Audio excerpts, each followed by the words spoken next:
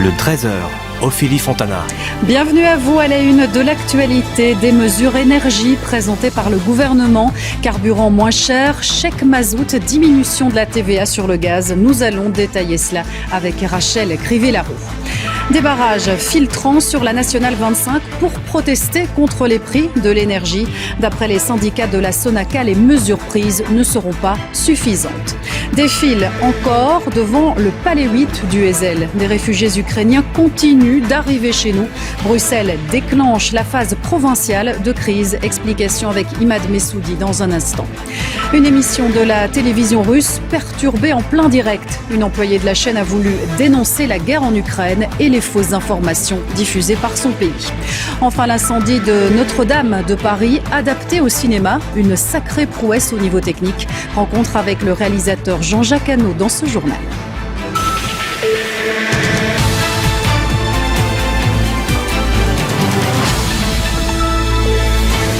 Bonjour à toutes et tous. À suivre dans ce journal, des mairies ukrainiennes transformées en bunkers. Les élus locaux sont aussi menacés. Certains ont d'ailleurs été kidnappés.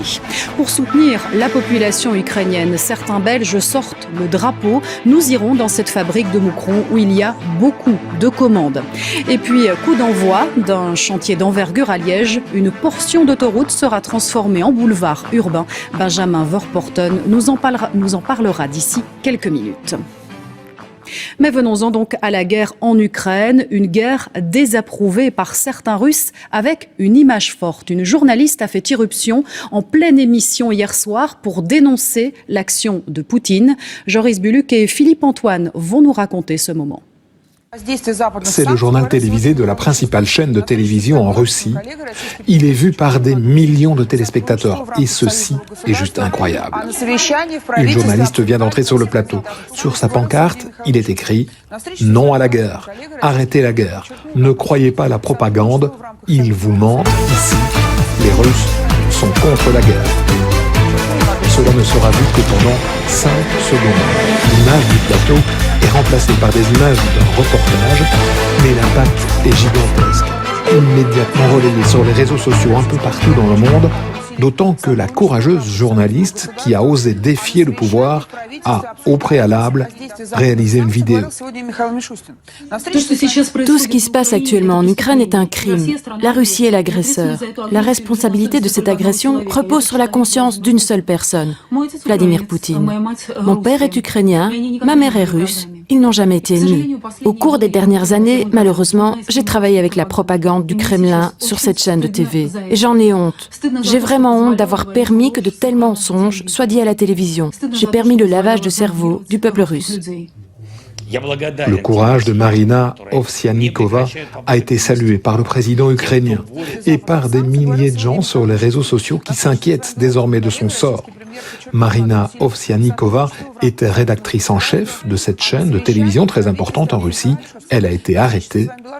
Ce matin, quelques médias russes mentionnent son apparition en floutant l'essentiel de son message, car la nouvelle loi russe interdit de publier ce genre de contenu. Selon cette loi, Marina Ovsiannikova risque 15 ans de prison.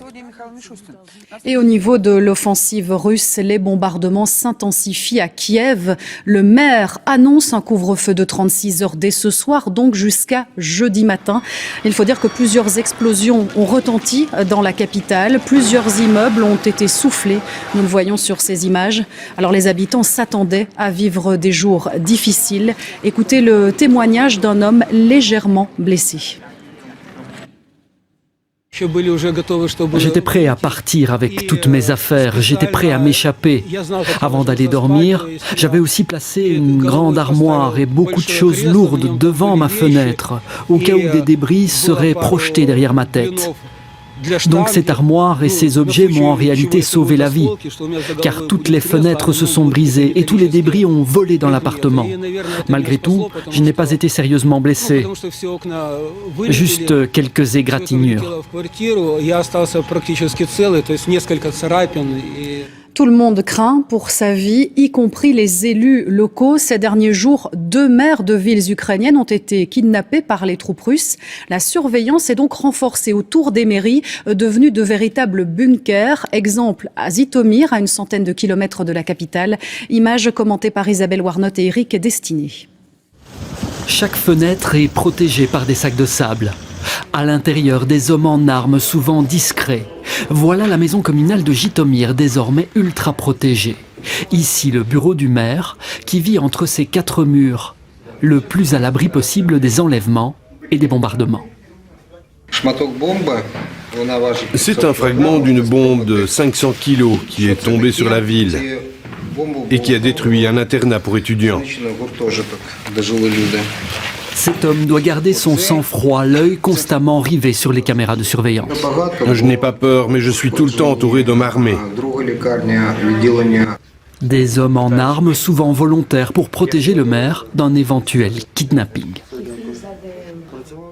Je travaillais dans une agence de publicité, mais j'ai changé de vie aujourd'hui, comme tout le monde ici. Cet homme d'ailleurs a dû tout apprendre du métier et s'entraîner. Oui, bien sûr, je n'avais jamais tenu une arme avant. Des volontaires qui vivent donc jour et nuit dans cette mairie transformée en bunker. Le maire lui-même restera le temps qu'il faudra pour assurer au mieux la sécurité et la coordination. Sous le portrait du Mahatma Gandhi, apôtre de la non-violence, tout un symbole. Coup d'œil également dans ce journal sur le début de gros travaux à Liège. Cela concerne l'un des principaux axes d'entrée à la ville, l'autoroute E25 A25. Nous allons rejoindre Benjamin Vorporten près du barrage de l'île Montsaint, là où débute le chantier. C'est un boulevard urbain, Benjamin, qui va être aménagé à cet endroit. Eh bien oui, un boulevard de 3 bandes limitées à 50 km/h, ça va changer de l'autoroute et de ces 4 bandes limitées à 120. Alors, ces futures 3 bandes, il y en aura 2 pour quitter la ville de Liège et une seule en direction du centre. Et surtout, tout autour, il y aura des pistes cyclables et énormément d'arbres. En fait, le but, c'est aussi de végétaliser toute cette zone plutôt industrielle. Alors, coût de l'opération, 17 millions d'euros, dont une partie financée par l'Europe. Et ce chantier va durer 2 ans. 2 années où il faut quand même s'attendre à pas mal d'embouteillages. 40 à 50 000 voitures passent ici chaque jour. Et surtout, eh bien, on va fermer certains accès à certaines périodes. Alors oui, il y aura toujours 4 bandes durant la durée du chantier. Mais malheureusement, ces 4 bandes seront limitées à 50 km/h. De quoi compliquer la vie des navetteurs qui viennent de Maastricht, de Visé, de Verviers ou encore de l'Allemagne. Oui, justement, vous parlez des navetteurs. L'objectif de ce chantier, c'est justement de les pousser vers une mobilité plus douce. Eh bien oui, parce que la ville a été très claire. En fait, la seule bande en direction de Liège, elle sera plutôt destinée au trafic de transit, à ceux qui veulent rejoindre l'autoroute des Ardennes. Pour les navetteurs, eh bien, on les invitera à déposer leur voiture dans les parkings de délestage et à emprunter le tram qui aura son terminus ici tout près, ou alors des vélos, puisqu'il y aura des pistes cyclables. La ville de Liège confirme donc son envie de faire place à une mobilité vraiment douce, à faire la peau à la voiture, c'est très clair. Et puis surtout, elle continue la rénovation de ce quartier, le quartier de Droix, qui d'ici 2024 aura donc un terminus du tram, un tout nouveau boulevard et un peu plus loin, il y a le chantier Bavière, avec un complexe qui accueillera des appartements, des magasins ou encore des bureaux. Merci Benjamin, on y voit un peu plus clair grâce à vous. Et puis d'autres travaux en cours dans la région de Rochefort. Il faut réparer les dégâts des inondations de juillet dernier, notamment au niveau des ponts. Sandrine Lambiotte, Yvan Rivirou et Olivier Battard ont suivi ce travail très délicat. Après avoir été malmené par les inondations, c'est l'heure des soins intensifs pour le pont de Vigné. L'inspection des scaphandriers de la région wallonne était sans appel. Les piles rives gauche et droite ont souffert d'une érosion accélérée. Pour les plongeurs réparateurs, il a d'abord fallu installer une base flottante sous le pont avant de réaliser un coffrage sous eau. Opération délicate. Le fait qu'il soit arqué, on a eu vraiment d'embarras, c'est pour placer les coffrages. On doit s'installer sur un ponton. Et on a dû faire une série de carottages parce que les fondations font une sorte de marche.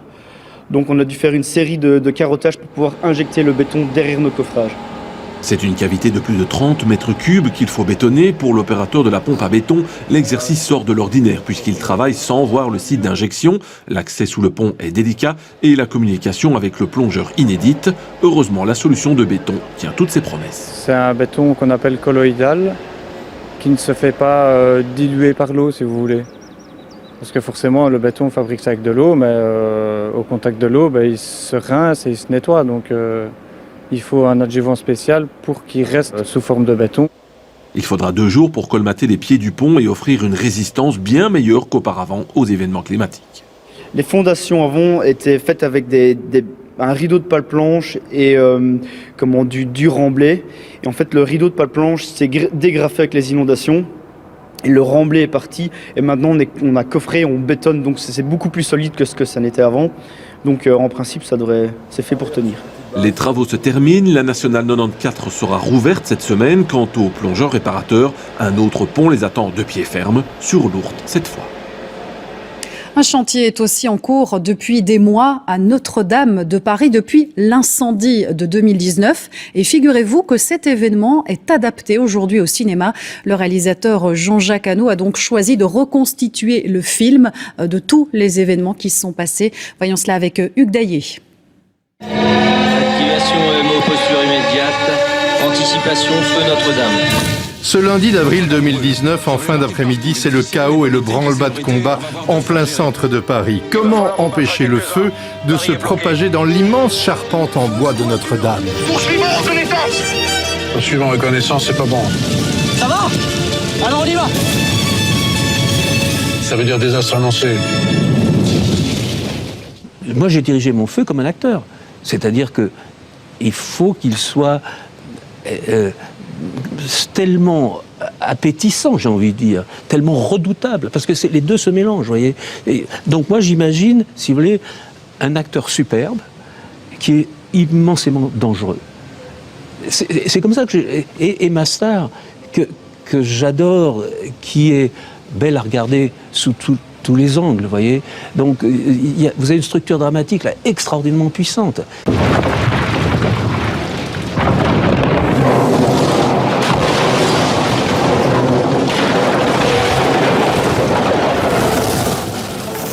Moi, je fais une prise.